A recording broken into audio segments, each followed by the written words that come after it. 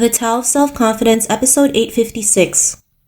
Welcome to the Tao of Self-Confidence, where I share stories of amazing women who have discovered their inner journey to self-confidence. Visit our website at thetaoofselfconfidence.com. Your inner journey to self-confidence awaits.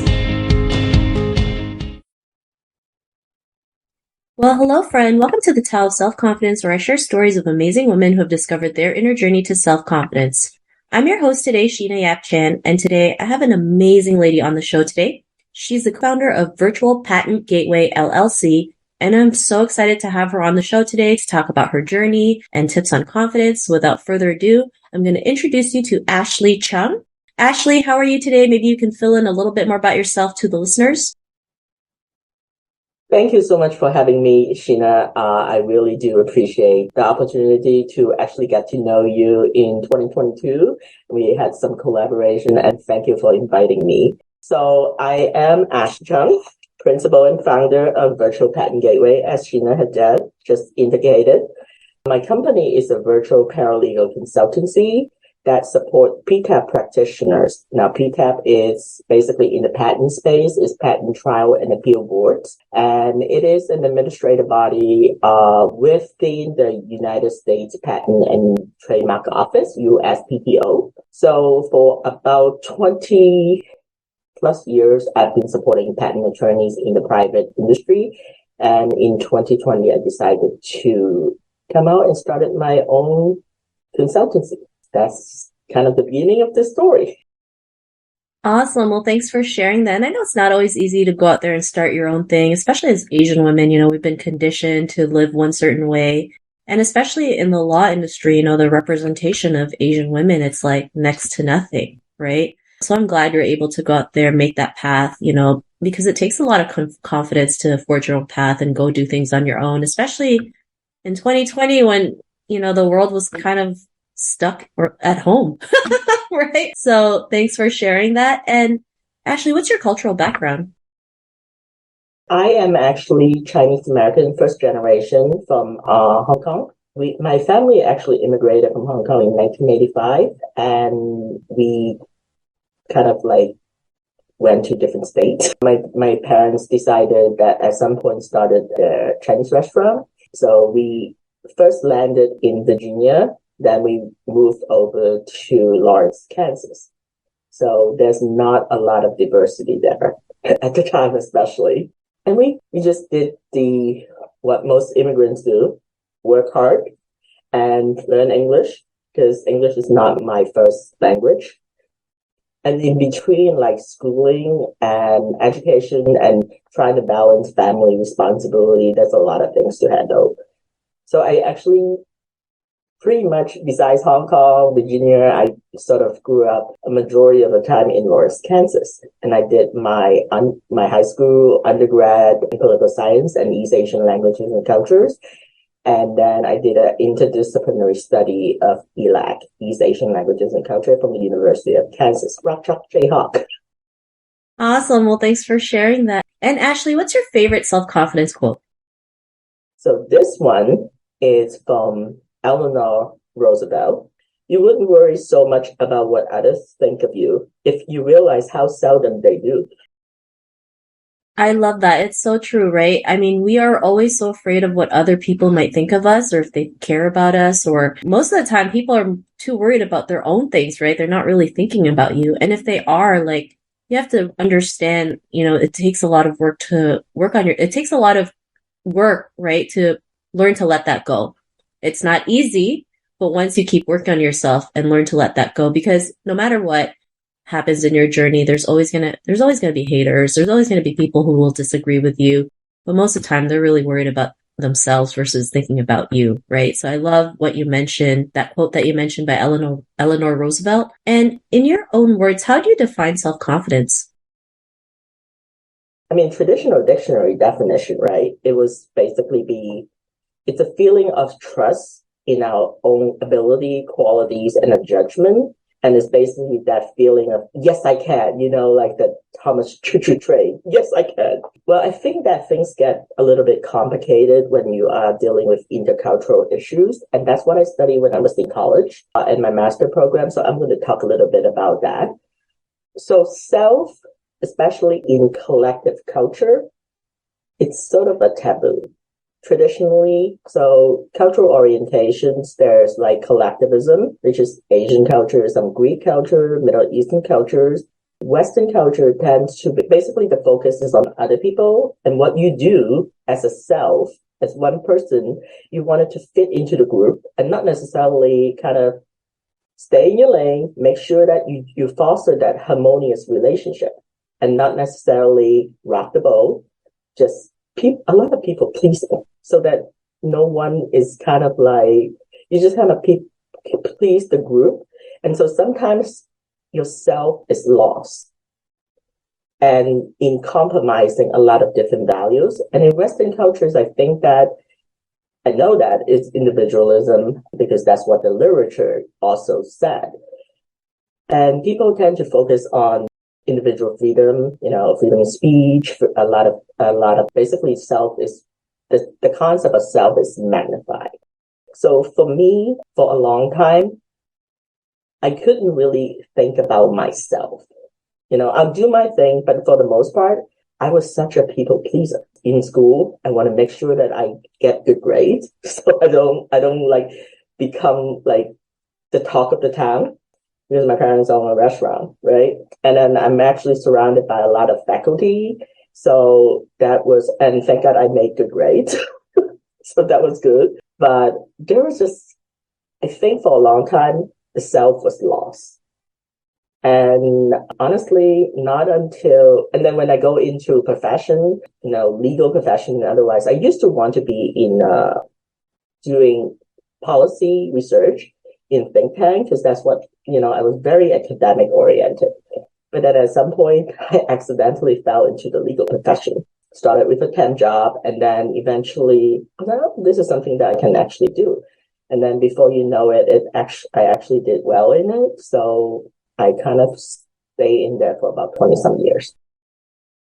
Thanks for sharing that. I know in our culture, we're always told to, do everything for everybody else, and we forget the most important, which is ourself. And then because we don't fill our own cup, that's when we start getting confidence issues, not feeling good enough. I mean, it was the same reason why I started the podcast, because I just couldn't find any resources that cater to Asian women's confidence. And I realized if there wasn't any, then I had to create one, even if I had no clue what I was doing. And I know you mentioned, you accidentally went into the legal profession, right? And I know it's not typical, like I mentioned before, the representation of Asian women in the legal industry is very small. And even then, a lot of Asian women in the legal industry had to go through so much barriers. What was life like before you discovered self-confidence? So one thing that I hadn't mentioned and I wanted to mention is I think in our journeys of life, a lot of time, I wanted to give credit to certain people that actually brought me to where I am today. And a couple of them are actually really important. So one of them, it's my late professor when I was actually in KU.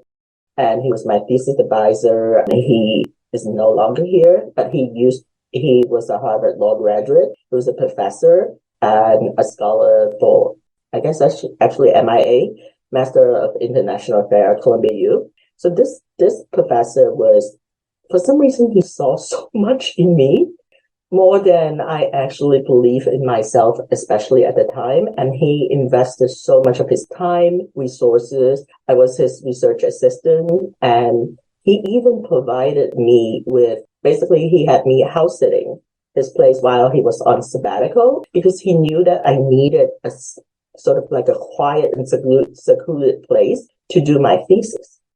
And my parents at the time was not they run a small restaurant, but there's a lot, I have brothers and so finance wise, he wanted to basically give me his own scholarship so that I can focus on my master's studies. So without Clyde, I don't think that I would be where I am today for that self-confidence because I was surrounded with people that actually had so much belief in me, but at the time I didn't know why. And then there was another Japanese American woman. She was also like, she also had passed, and her late husband was really, really famous in Kansas. And she also provided me a scholarship. And a lot of this, I don't know why they did this, but she provided me a scholarship when I was trying to make a transition into the patent space. And so she basically just wrote me a check and said that go find a program. So I did find the paralegal certificate program at the George Washington University.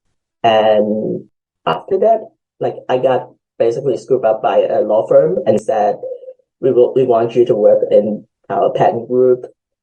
And that's how it all got started. But with some amazing people and that financial support that wasn't even solicited. Thanks for sharing that. I know it's not always easy when, someone believes in us more than we believe in ourselves. And sometimes you probably ask yourself, well, why me? Like, who am I to have the scholarship or get funding to pursue my career? We have a lot of blind spots, right? And other people see something in you that you can't see in yourself. And sometimes we need other people to see the blind spots so that we can move forward and create the career that we want, create the life that we want, create the business that we want. And Ashley, I was just wondering, what was that point in your life when you realized, especially in 2020, to start your own consultancy? What was that aha moment that gave you the confidence to do that? Because I know it's not always easy. It's not typical. I'm sure there's a lot of people who mention, like, what are you doing? It's a pandemic. What was that aha moment? So this is not a story that I share often, especially definitely not public. I didn't have one single aha moment because I don't really think that life happens like that. I think it's just a series of events. In 2017, my dad passed.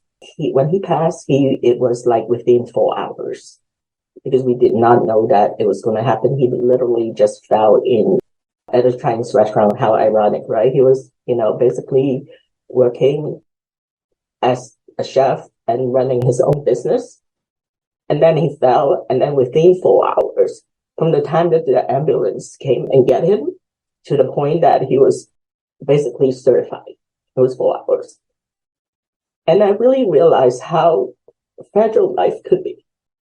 And I still didn't do anything for about 2 years because I was trying to avoid thinking about the issue because it was pretty traumatic.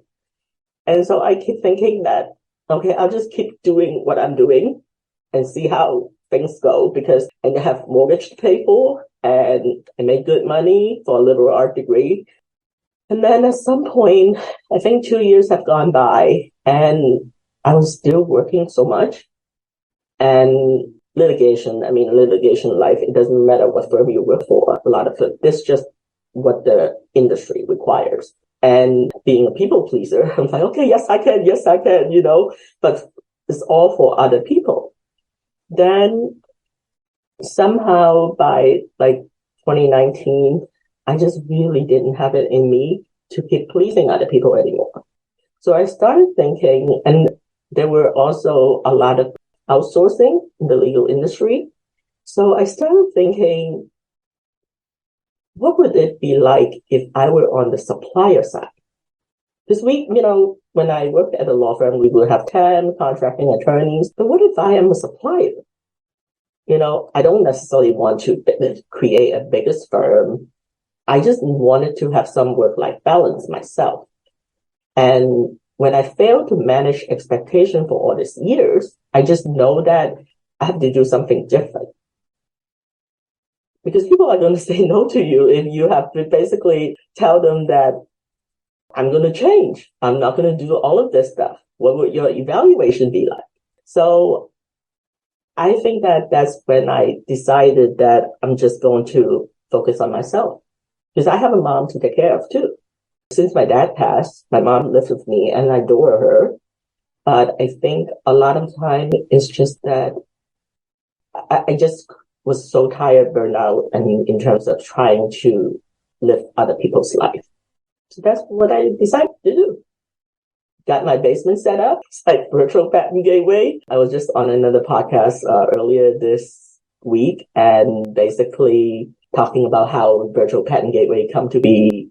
You know, the name came to it. I was at Busch Garden trying to like live my life. And then someone called me and wanted me to basically start working in January. I was like, but I'm not ready yet. I wanted to start in March.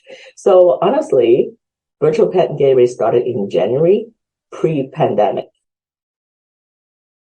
Thanks for sharing that. I know sometimes, there's unfortunate things that happen, especially when it's a close family member, right? And it does give you that perspective, like, well, what am I going to do with my life? I don't want to just, go to work Monday to Friday if that's not what you want, or you want something more in your life. And, sometimes you just got to go out there and make it happen, even if you don't know what you're doing at the time, right? Even if you're not ready, sometimes you just got to start before you're ready. And I was like you too. I had an aunt who passed away, and it made me realize how life short was, but it took me a while too to just do it, because it's hard sometimes when you're in a culture that tells you to live a certain way. So, I'm glad that you're able to make that happen, start your own consulting firm. And because of that, what's your life been like now? If I didn't do that, I wouldn't be on this podcast with you. Life is actually, it has up and down. When you are an entrepreneur, it's a little bit difficult because your income is unpredictable. Do you really want to do everything yourself? Because that would be a solopreneur. And how do you scale your business when you add other people, freelancers, contractors? How do you engage them, to actually do that? So in the past 3 years, I learned a lot, and I love reading. I love listening to podcasts, and I'm just so glad that you and I connected on LinkedIn and your initiative, not mine, but I'm so glad that I accepted. And I just really think that one of my biggest thing is that I love traveling, and that's how I recharge my battery in the past. Every 3-4 months, I would just go somewhere. And then when I come back, I just go again.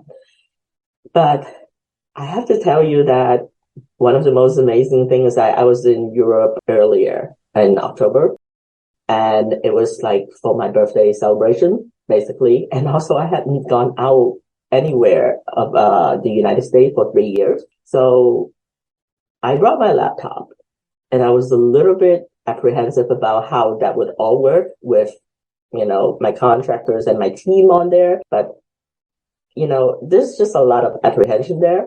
I didn't even turn on my laptop for 10 days. And when I went to Toronto, I didn't even bring my laptop. So I think that explains there is a constant struggle there, because I am a perfectionist. So that is something that I'm struggling with, and I can be very controlling. So those are things that I'm constantly sort of like trying to grow and let other people do their thing and let them impress themselves, not me. I don't think that I need anyone to impress me. One of the things that I really believe in is that you build your self-confidence by building other people, by serving other people. Take the self out of it. It's a little bit different from the earlier me when I was like, oh my God, I'm just trying to please other people. But when you take yourself away from the focus and just focus on empowering other people, that's when you really find yourself, I feel. Thanks for sharing that. And if our listeners were listening to your episode and they were in a similar journey to self-confidence, what would be that one tip you'd give to her? Nothing venture, nothing gain. If you want something, you have to go after it. No one is going to hand it to you. Your journey, and also your journey. So that's maybe 2 tips. Your journey is better when you help lift other people's up and not just walk by yourself. Thanks for sharing those great tips. And if our listeners wanted to connect with you or check out some of your services, is there any links or social media profiles we can connect with? Yeah, so my website is actually vpgateway.com. V as in Victor, P as in Paul, gateway, GATEWAY.com. Thanks for sharing that. To our listeners, if you want to connect with Ashley, you can also head on over to the taoofselfconfidence.com and search for her name. Her show notes will pop up along with everything else that we talked about. And I really just want to thank Ashley today for taking the time to share her story and tips with us on self-confidence. So thank you so much, Ashley. Thanks for having me, Sheena. I really enjoy seeing how you also grow the Tao of self-confidence and helping other women, Asian or otherwise, to grow their confidence during this journey. Thanks for having me. Not a problem. It was great having you on the show. And to our listeners, be on the lookout for another new episode of another amazing woman's journey to self-confidence, and we'll talk to you soon. Bye for now.